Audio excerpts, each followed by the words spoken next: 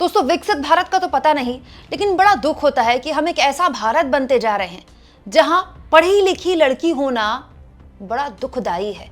पढ़ी लिखी लड़की, सरकारी नौकरी पाने वाली लड़की, अपनी शर्तों पर जीने वाली लड़की से हमारे देश के सांसद महोदय, मंत्री महोदय कहते हैं जाती है जहन्नुम में तो जाए।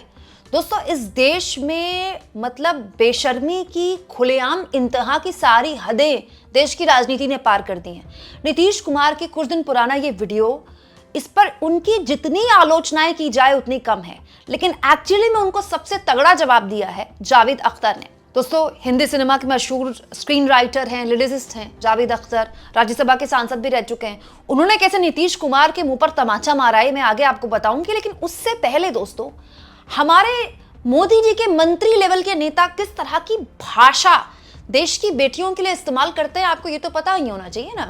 दोस्तों, नीतीश कुमार ने पहले एक बेशर्मी की। उन्होंने एक हिजाब पहनी हुई, एक बुर्का पहनी हुई एक बच्ची के चेहरे से नकाब खींचा।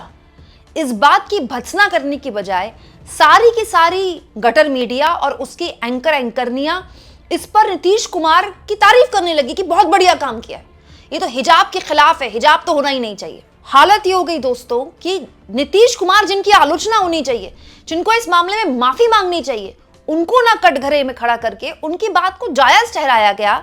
तो ये जो नुसरत परवीन बेटी थी, जिनको बकायदा नीतीश कुमार सम्मानित कर रहे थे और उनको नियुक्ति पत्र मिला था, सरकारी नौकरी उनको मिली थी, वो इतनी डर गई इस सबसे कि उन्होंने कहा कि मुझे नौकरी नहीं करनी। उन्होंने नौकरी ठुकरा दी। जब उन्होंने नौकरी ठुकराई तो बिहार सरकार की खूब आलोचना हुई।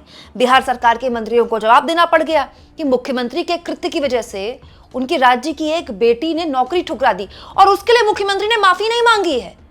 मतलब मुख्यमंत्री के उस कारगुजारी को जस्टिफाई किया जा रहा है। दोस्तों, स्वास्थ्य मंत्री मंगल पांडे कहते हैं कि अभी तो इस बारे में उनके पास कोई स्पष्ट जानकारी है ही नहीं, अभी हमारे पास कोई जानकारी नहीं है, देखेंगे बाद में कुछ होगा। हद तो तब हो गई दोस्तों जब बिहार से बीजेपी के सांसद और मोदी जी के मंत्री गिरिराज सिंह ने अपनी हद पार कर दी। दोस्तों, गिरिराज सिंह से आज संसद में सवाल पूछा गया कि जो मुस्लिम बेटी थी जिसका हिजाब खींचा गया नीतीश कुमार द्वारा, उन्होंने नौकरी ठुकरा दी है। तो जानते गिरिराज सिंह क्या बोलते हैं? ठुकरा दी तो ठुकरा दी, जहन्नुम में जाए तो ठुकरा दी। दोस्तों, ये हैं हमारे देश के मंत्री, ये हैं हमारे देश के सांसद। गौर से देख लीजिएगा इनको, ये हमारे लिए कानून बनाते हैं, ये संसद में बैठते हैं, ये हमारी नियति तय करते हैं, हमारा भविष्य तय करते हैं। अब इन सभी को मुंहतोड़ जवाब दिया है जावेद अख्तर ने, जो कि अपनी बेबाक बयानी के लिए हमेशा जाने जाते हैं। जावेद अख्तर उन लोगों में से हैं दोस्तों जो कट्टरता के खिलाफ बोलते हैं, और मुझे लगता है कि जावेद अख्तर उन कुछ चुनिंदा मुस्लिम सेलिब्रिटीज में से हैं जिन्होंने न केवल हिंदू बल्कि मुस्लिम कट्टरता पर भी सबसे ज्यादा बोला है। इसीलिए जावेद अख्तर के खिलाफ फतवे भी जारी होते रहते हैं। जावेद अख्तर जितनी मुस्लिम कट्टरता पर बोलते हैं उतना कोई भी नहीं बोलता, बहुत ही तार्किक तरीके से बोलते हैं। जावेद अख्तर ने इस मामले में कहा है, जो भी मुझे थोड़ा बहुत भी जानता है उसे पता है कि मैं पर्दा प्रथा के खिलाफ हूं, लेकिन इसका ये बिल्कुल मतलब नहीं कि मैं श्री नीतीश कुमार द्वारा एक मुस्लिम महिला डॉक्टर के साथ किए गए कृत्य को किसी भी तरह से स्वीकार कर लूं। मैं इसकी घोर निंदा करता हूं। श्री नीतीश कुमार को उस महिला से बिना शर्त माफी मांगनी चाहिए। अव्वल तो यही होना चाहिए दोस्तों। नीतीश कुमार इन दिनों स्टेज में कब किसके साथ क्या कर दें कुछ नहीं पता। उनके मानसिक स्थिति को लेकर जो बातें हो रही हैं वो ऐसी बात नहीं कि खाली बोल ही रही हैं, वीडियोस आ ही रही हैं। चुनाव जीत गए, वो उनका पॉलिटिकल लेगेसी थी, उसकी वजह से जीत गए, लेकिन उन्होंने जिस मुस्लिम महिला के साथ ही काम किया, मुस्लिम बेटी के साथ, वो डॉक्टर है, उसने पढ़ाई लिखाई की होगी, अपने परिवार से लड़के वो पढ़ी होगी। जब वो उसको नियुक्ति पत्र मिला होगा, परिवार वाले वहां पर बैठे होंगे, आसपास वाले देख रहे होंगे कि बिटिया को सरकारी नौकरी का नियुक्ति पत्र मिला, कितनी बड़ी बात है। उसने अपनी पूरी जनरेशन को इनकरेज किया होगा कि नहीं, हमें पढ़ाई की तरफ जाना है, हमें साइंस पढ़नी है, हमें मैथ्स पढ़नी है। क्यों? क्योंकि किसी भी समाज का उद्धार तभी हो सकता है दोस्तों जब वो शिक्षा की तरफ जाएगा। बिना शिक्षा के आप कोई भी समाज देख लीजिए, वो अंत में बर्बादी हो जाता है। लेकिन न केवल उस मुस्लिम बेटी का अपमान किया गया, वो भी मुख्यमंत्री द्वारा, बल्कि उसको जस्टिफाई किया गया, उस पर राजनीतिक चुप्पी साधी गई। और तो और जब वो इतनी आहत हुई अपने तिरस्कार पर और उसने नौकरी लेने से इनकार कर दिया, तो मोदी जी के मंत्री कह रहे हैं क्या जाती है जहन्नुम में जाए।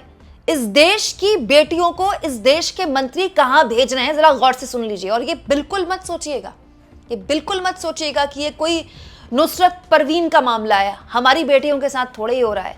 बात ऐसी है दोस्तों कि जब सरकार में बैठे लोग ये बताने लगे कि आपको कैसे कपड़े पहनने हैं, आपको किसके साथ शादी करनी है, आपको किसके साथ प्रेम करना है, आपको क्या खाना है, आपको कितने बच्चे पैदा करने हैं, तो समझ जाइए कि समाज एक ऐसी स्थिति में जा रहा है जिस पर कोई यू टर्न नहीं है। और इस तरह के समाजों का भगवान ही मालिक है। मतलब आप सोचिए, आज से 2014 से पिछली वाली कोई मीडिया होती ना, चीथड़े उड़ गए होते मुख्यमंत्री नीतीश कुमार के, राजनीतिक तौर पर उनके चीथड़े उड़ा देती ये मीडिया। अरे आप 2014 तो छोड़िए, अगर बीजेपी शासित कोई मुख्यमंत्री ने ये काम किए होते ना, तो उस मुख्यमंत्री को इस्तीफा देना पड़ जाता। अब तक कम से कम 50 बार वो माफी मांग चुके होते।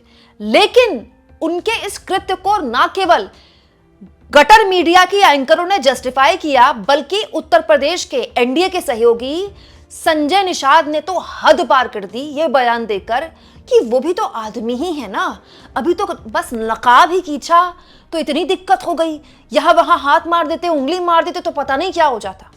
और ये भी वो दांत फाड़ते हुए मुस्कुराते हुए बोल रहे थे। जब बाद में किरकिरी हुई तो बोलने लगे अच्छा मेरी बात से कोई आहत हुआ है तो माफी मांगता हूं। सोचिए दोस्तों, ये वो लोग हैं जो सरकार चला रहे हैं, ये वो लोग हैं जो राज्यों को चला रहे हैं, ये वो लोग हैं जो आपके लिए कानून बनाते हैं।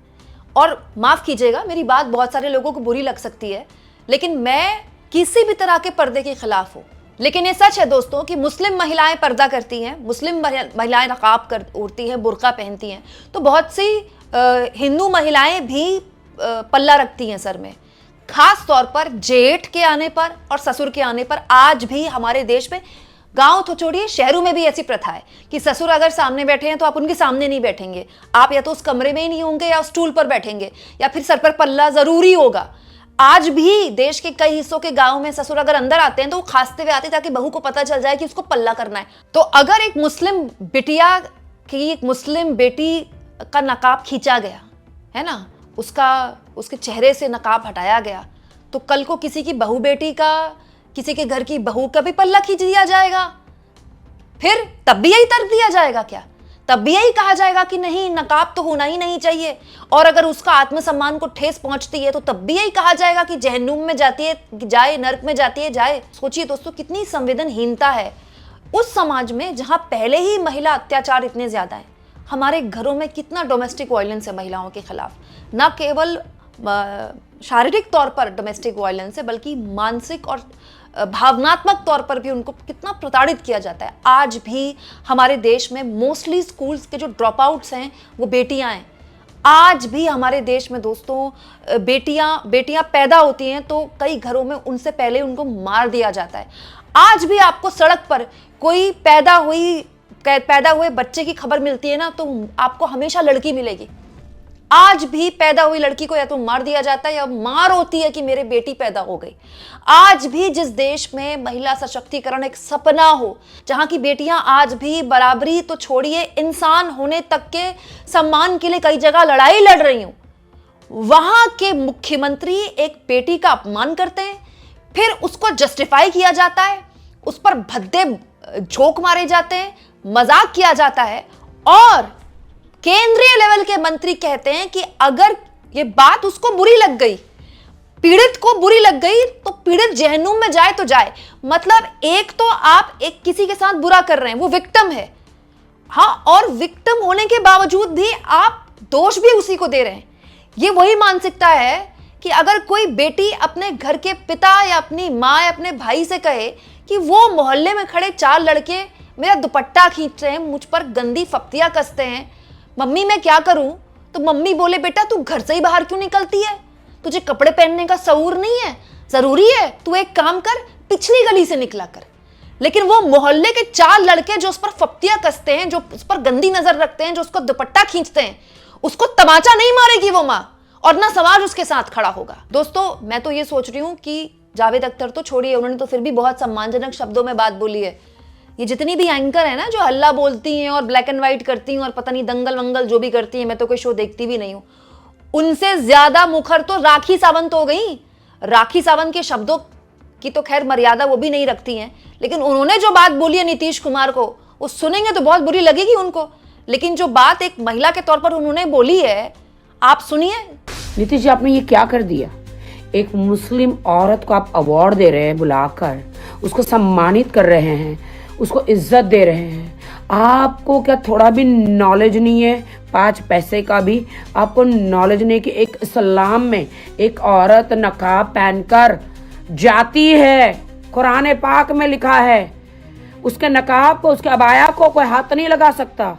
इतने दिग्गज नेता आप, सीएम यूपी के माननीय, मैं आपकी इज्जत करती हूँ, प्यार करती हूँ आपसे नीतीश जी, क्योंकि आप अच्छे नेता। ही आपने क्या कर दिया? एक औरत को, एक मुस्लिम औरत को आप उसका नकाब खींच रहे हैं। कितनी गलत बात है नीतीश जी ये। मैं आपकी इतनी पूजा करती हूँ, आपको मैं इतना रिस्पेक्ट करती हूँ, आप ऐसे ऐसे हरकतें कर रहे हैं। अगर आपके पास मैं आती हूं, हाँ, अगर आपको ऐसे पूरे सर्रे बाजार में सबके सामने अगर मैं ऐसे आपके धोती खींच लूं, आपके चड्डे का नाड़ा खींच लूं, कैसा फील होगा आपको?